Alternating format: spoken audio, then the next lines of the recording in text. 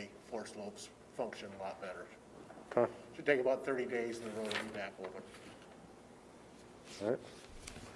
All those in favor say aye. Aye. Opposed say nay. Passes 5-0. Thank you.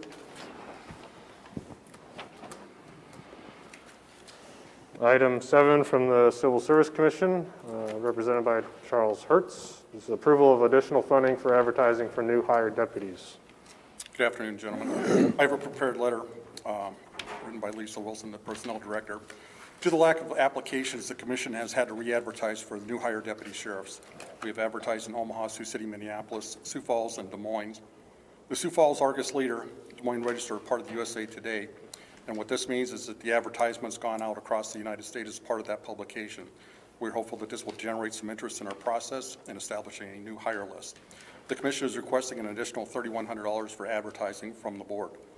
The Commission is limited in its funding, and historically we have not exceeded our budget, and any amount left goes back to the general fund. We respectfully request that the additional monies be established to pay for this cost. If anybody has any questions on that, I'll try to answer them. Specifically, why 3,100? Yes, that was the cost of advertising. We went with USA Today. We advertised nationwide. Originally, we only had 11 applicants, and as most of you know, we have to establish a list of 10 people to be considered by the Sheriff's Office. Historically, when we get a large amount, 75% of that is washed away either by the physical agility test or the actual testing procedure. Mr. Raddick, did you have something? Yeah, are we using like NeoGov or anything on this currently, or? That is a little different situation. Civil service, that's separate from human resources. Okay. Would we not be able to put that on there at all because? I actually haven't talked to Lisa about it, but I can sure look into it. I think it's a little different since it's not actually applying for the job, but applying to get on the list. So let me look at it and I'll check. Because that would be essentially free because we're already paying to use that service, would it not? Or That one would be yes. do we use Indeed at all? I'm sorry? Indeed?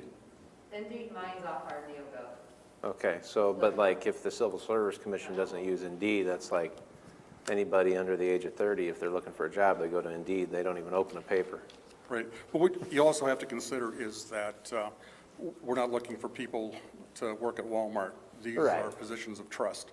And they have to go through an extensive background investigation. Like I said, historically, we wash out 75% just in a testing process before they even get to the Civil Service Commission. And by the time it gets to the sheriff, it's pretty whittled down. Right. I'm just saying if you're trying to find the applicants, you got to go where they're going to be looking, and they're not going to look in the USA Today paper. Well, this is, like I said, this is going nationwide, and Hey. I agree with you, that newspapers are a dying breed, but that was one of the options that we had, and we took it because of the deal that we got on it.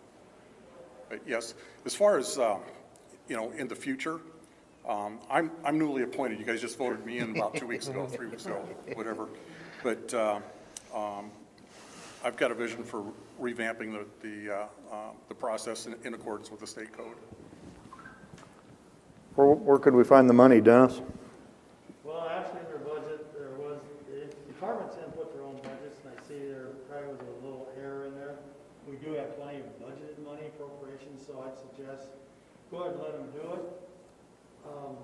Look at it in May, and I'm sure there'll be plenty of money without amending the budget, because there's additional funds in there, probably shouldn't have been in. I want to say that through NeoGov, that's our Woodbury County application that brings up in all the Woodbury County questions, where I think this is a different application and a different process, so I don't think we could pull another type of application. But I do know the information is on our website and it directs them to the Civil Service website. If they come to our website looking for job openings, it does direct them to the Civil Service, so. But if, like, why can't you just have a posting on there, deputy needed or whatever, and then go to this website? Well, I can sure, find out if I can do a posting without them actually filling out an application. Because that's like the whole NeoGov process. You get login and you know, so that you can keep applying for this, you know, job on that website. So I can find out if I can get back to that. Because, I mean, you know there's other governments that do this same process, so you think they'd have a way for it on their website. They possibly could set up like a whole different application system. And Okay. different questions, and so it would be like 2 different types of applications. I could look into it for sure. We're entirely open to developing Sure. a process for that. Yeah. Yeah, because that and Indeed, I mean, Indeed's the number 1, or, you know, job search site. I mean, I think my Monster's maybe number 2. And anybody I know under the age of 30 that is looking for a job, the last place they're going to look is a paper, so that's just, I'm not disagreeing with that. no, Dennis, you're saying they don't really need additional funding, you don't think? No, they do not. it's already in the budget. It's in the budget there. I move they go ahead and pay for that, and then we'll see. Second. We'll see in May. Second. I think Motion that by for the, Potabom, second by DeWitt. I think for the purpose of efficiency and public safety, we should move forward with this and get it moving and not waste time talking about different job sites for the moment. Can always try something else, right? Options are out there. Sure doesn't take long to spend $3,100 on Indeed as well, so hopefully we don't need to. Any other, Any other questions? Nope. Great, thank you very much. thank you. All in favor, say aye. Aye. Opposed, say nay. Passes 5-0. Move on to item 9. The Board Administration, Dennis Butler, and Building Services Director Kenny Schmitz. This is approval of LEC and 28th Street projects contract amendment.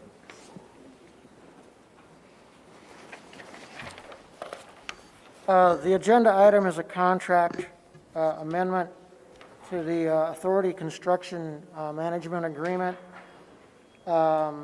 needed for 2 reasons.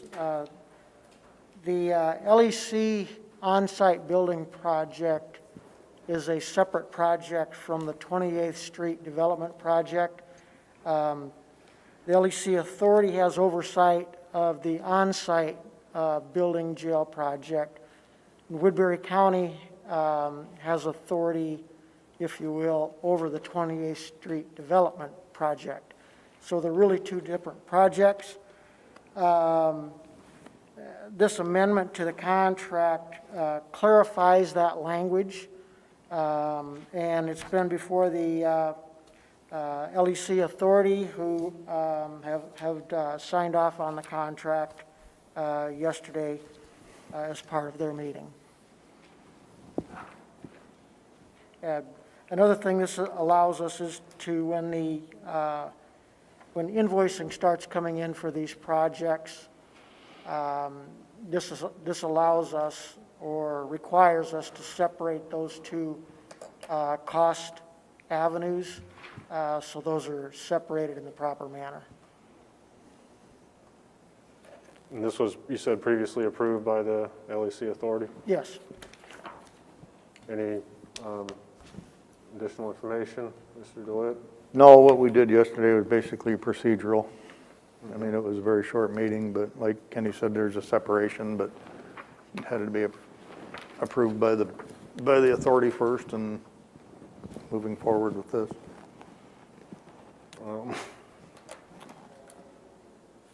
The 3% hasn't changed since the beginning. No. Okay.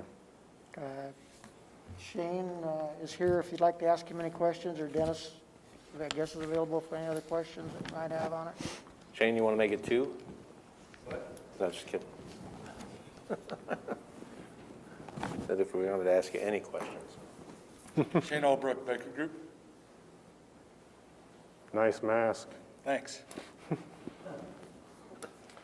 I'll move it. I'll second the motion by Potabom. Think we should pass it, Shane? Yeah? No questions for Shane?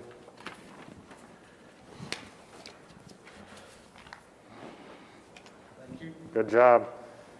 Hearing none, we already had a motion, a second, right? All those in favor say aye. Aye. Those say nay. Passes 5-0. In my watch, we're 4:44.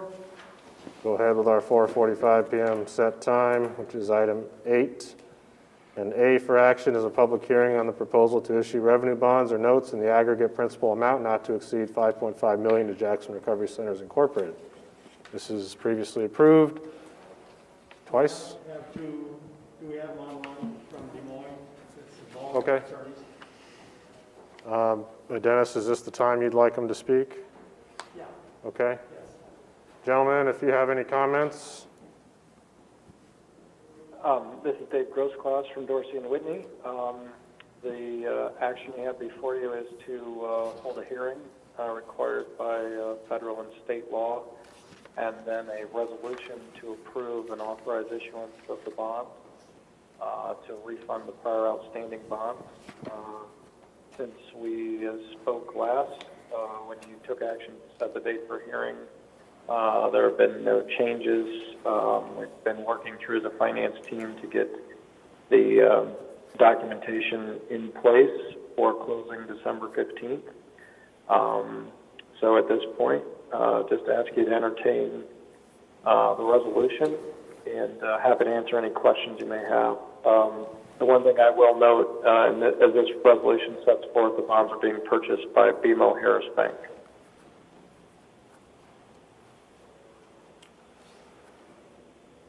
anything else? Any other public comments during the public hearing? Greg, no other questions or comments from the public? I move that we close the public hearing. Second the motion by DeWitt.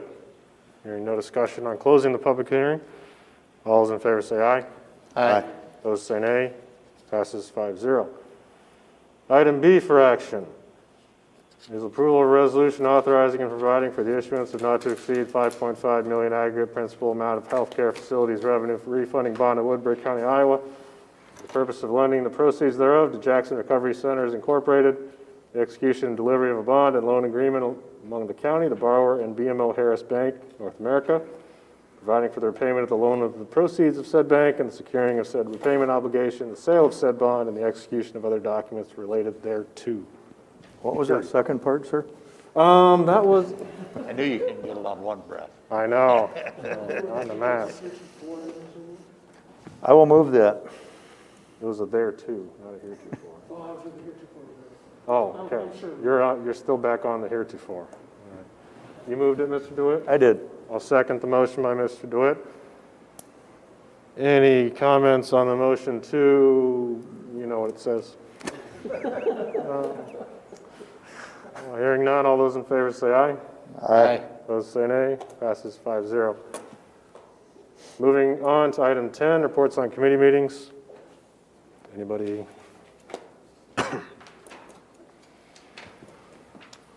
No committees.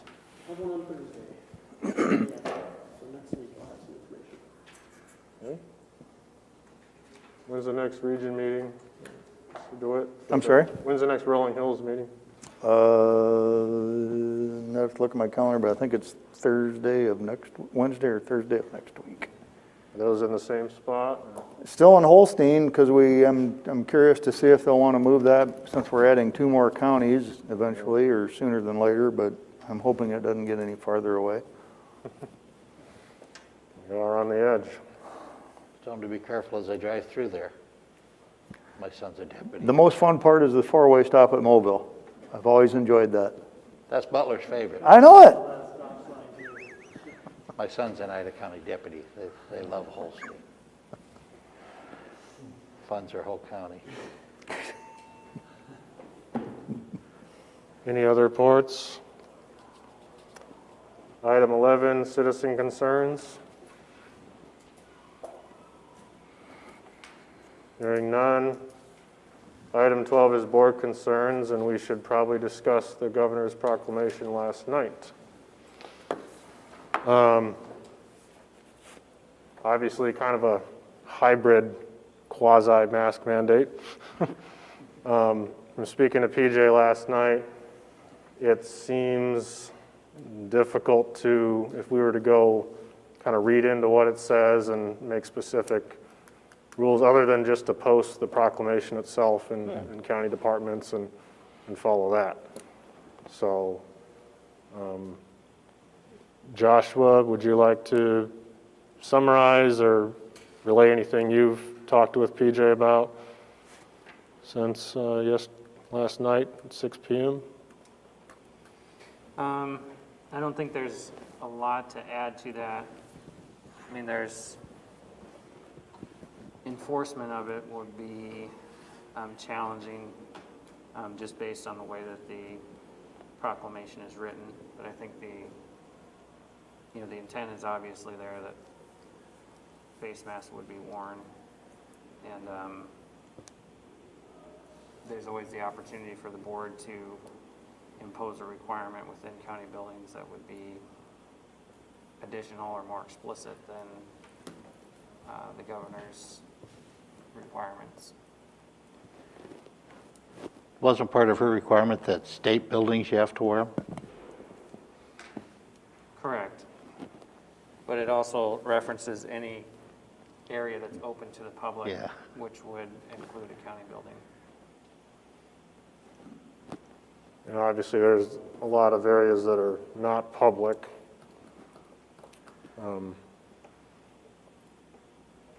We should know the ones that are. And could last through December 10th, but she said next week they'd look at it again, so I don't know if it'll change again at that point. So proclamation we have right now is all we know, so it's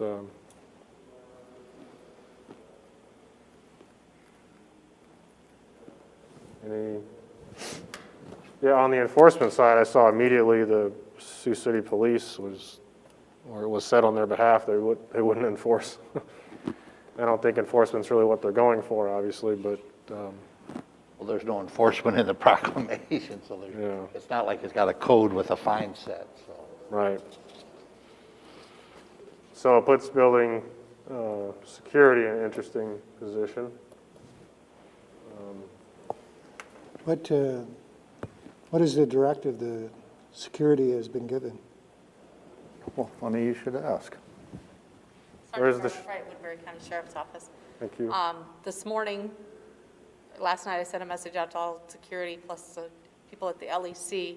We put a sign up on the LEC that masks are required, and we've seen compliance from, I would say, 99% of the people. A couple came into the LEC, and I said, do you guys happen to have a mask? And they said, oh, they're in the car, and they went back and got them. So I think people are used to wearing their masks and used to being asked to wear them. So they'll, of course, we'll have our occasional few, but I think by far most people will comply. So what would happen if someone came through security and did not? We would ask them to put a mask on, and we can't, like they said, there's nothing that has a penalty or a code. We can insist that they wear their mask, but if they refuse to, there's nothing for us to enforce. I thought that I read that it's a simple misdemeanor that goes back to the governor's original proclamation. I'm not aware of that. I will have to research that, but I don't know that. Unless I missed that part, I didn't see it. I have not either, but I can research that further and see. But I would say we've had compliance with the majority of people. It's not like it's a new idea. I think most people are Like I getting said, aware that people are they're going used to be to wearing it, masks so, most yes. places they go. Anything to forward from the sheriff as far as this building? Has he spoken to you about? No, we just talked with our security personnel and said, please make sure people have masks on when they come in. And the offices have their own, some of them were letting people come without masks, but several of them were requiring them. So the people that go to those offices on a regular basis know that they have to have a mask. Do you currently have masks to give people? We do not. We have set extras for our officers, but we do not have masks. The state offices do have masks because they were provided masks to give out to people. So those offices do have masks. I literally have thousands of them. There you go. Sorry, what was That's set that? up. What was that? Said literally, we have thousands of them. So maybe if Mr. Gill wanted to put some at the front, if people didn't have them, we could offer them, but the sheriff's office basically deployed all of our masks. We kept some for personnel, but deployed most all of them out to other agencies.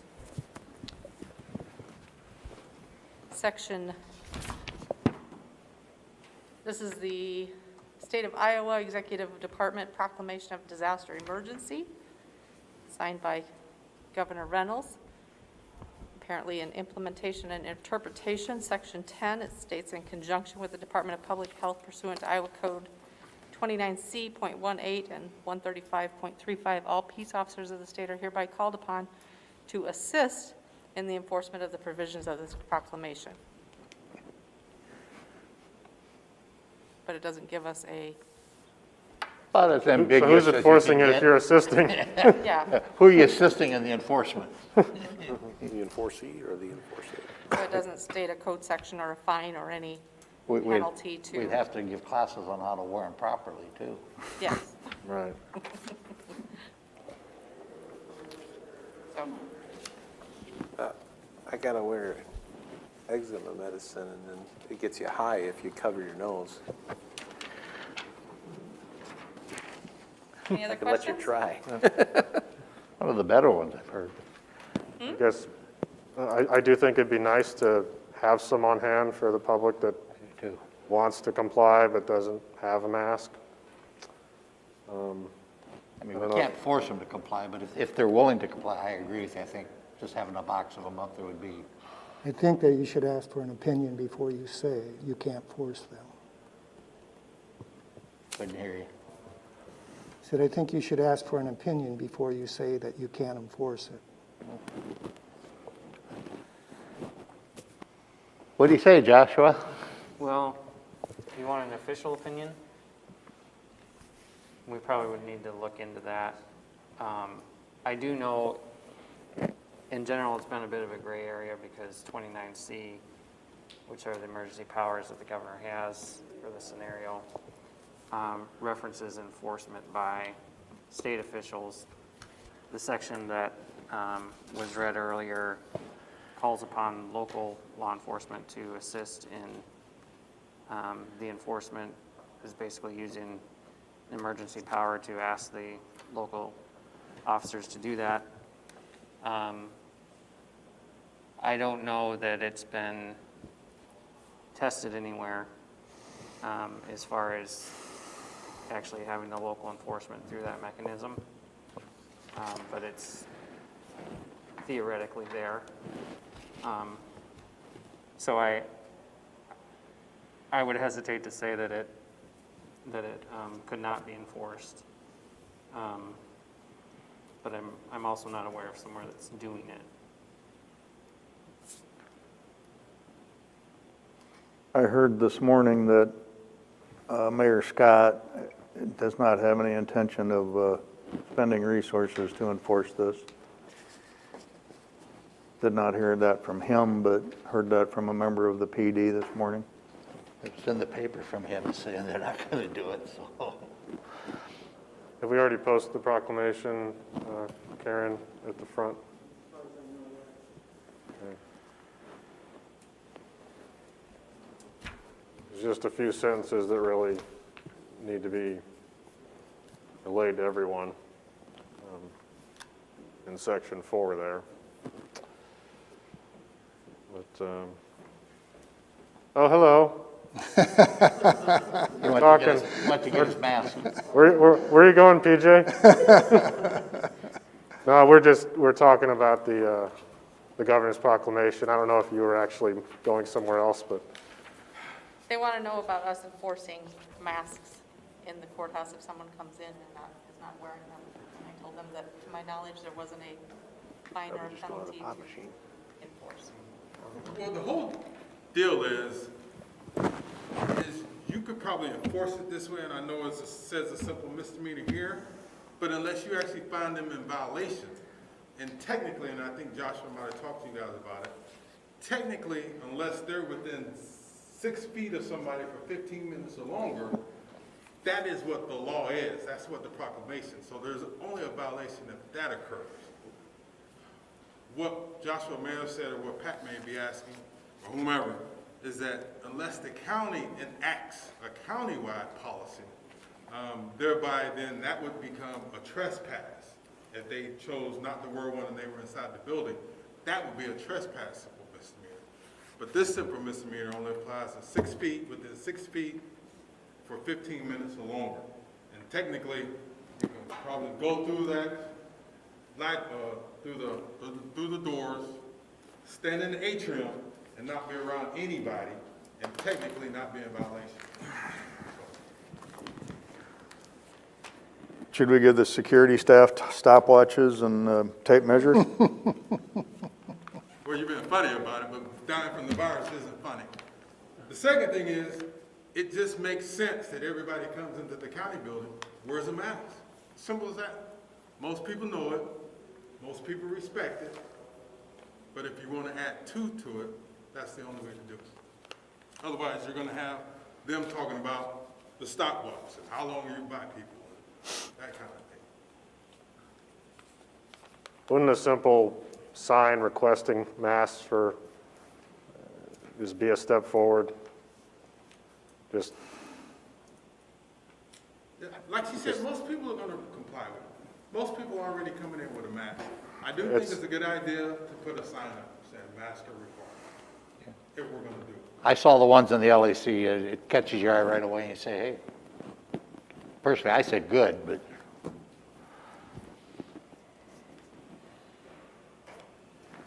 But if we put required, are we required to ask something that says they're required, or are you just going to put a sign up that says required or recommended? I think we could do recommended easily. Recommended, you can do without doing anything, I would think. I don't want to have to answer the question of what happens if this or that, because. And we should, just like the police force, nobody wants to arrest anybody or cite anybody for violating this proclamation. We just don't. I just don't think you're going to have that problem as long as it's stated that this is what we're asking for people to do. Or please note the governor's proclamation requires masks with the text. However you want to say it. The longer you make the sign, the less likely they are to read it. I mean, if you just put mass recommended, I could live with that. I'm interested in protecting my employees, Yeah. and I don't think mass recommended does that. Well, you make them wear them to get in your office anyway, don't you? I do. I don't know if it's enforceable, but mass required. That's what the governor's proclamation says. If I'm going to give the board a suggestion, I would just say masks are strongly recommended inside the building. Unless you want to go to a vote, because I think administratively you can do that without a vote. If you want to go to a vote and say masks are required, then that opens it up to the law enforcement, and all that kind of stuff.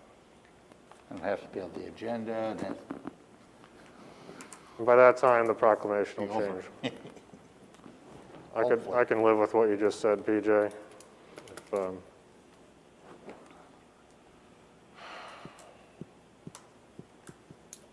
Thoughts? Will the chamber have those stickers, the recommended masks? You can just get those for free. I haven't seen them. Mayor's Youth Commission, I think. they printed theirs up off the computer and it looks just fine. Yeah, it's just a simple white piece of paper that says master. Recommended. Strongly. Strongly recommended. Super secret probation.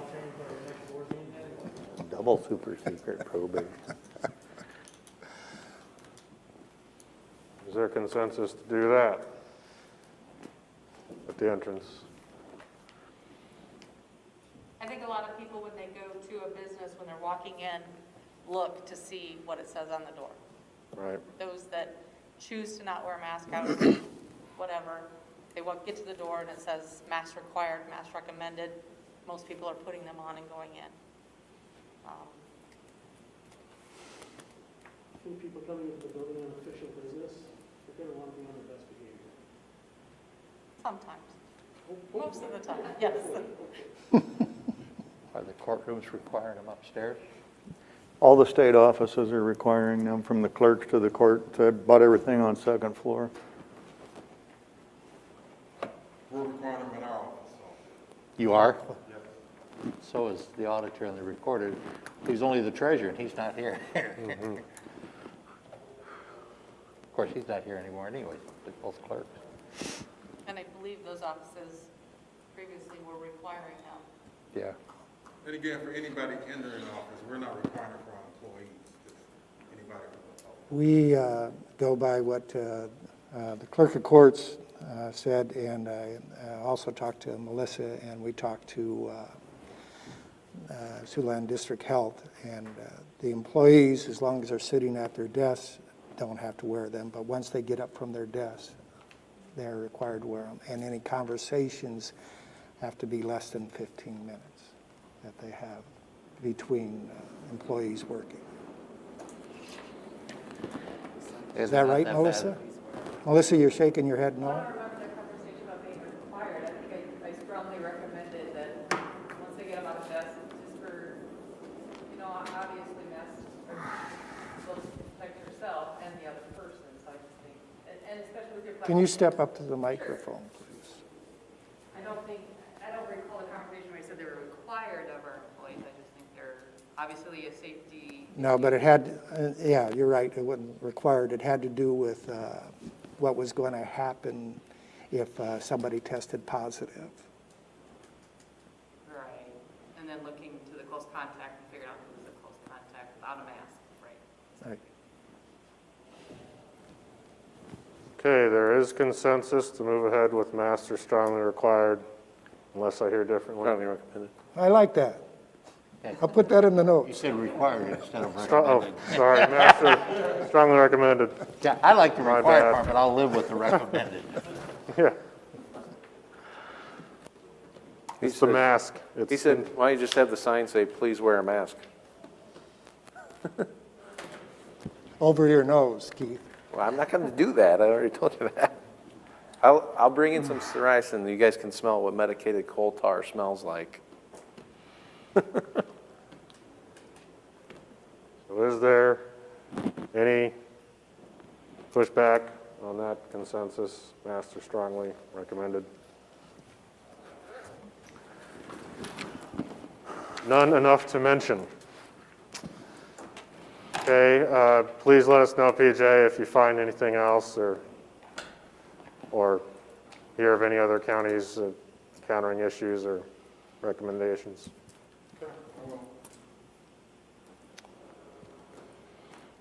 Okie dokie. Thank you.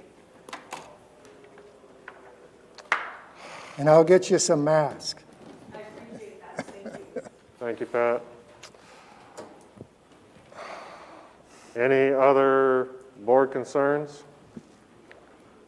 Mentioned the passing of Monona County Supervisor Mike Collison, I think, over the weekend. I don't know if that, don't know if it was expected or not, but it'll change the complexion down there a little bit, so.